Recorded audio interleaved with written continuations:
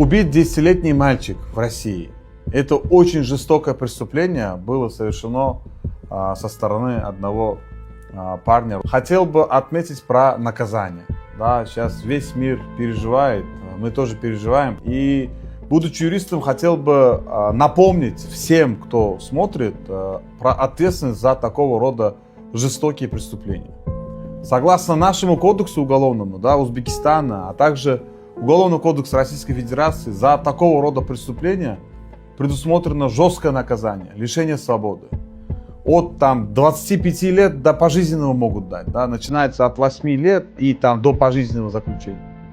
Поэтому, друзья, если таких преступников не сажать на пожизненное лишение свободы, да, то каких преступников нужно сажать? Поэтому максимально распространите это видео.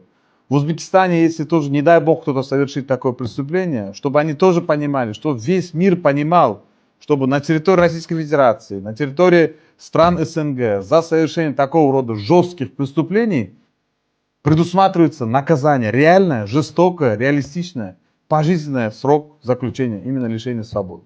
Чтобы человек знал, понимал, что все, жизнь на этом у него переходит вообще на другой уровень, и что до конца своих лет он будет на зоне.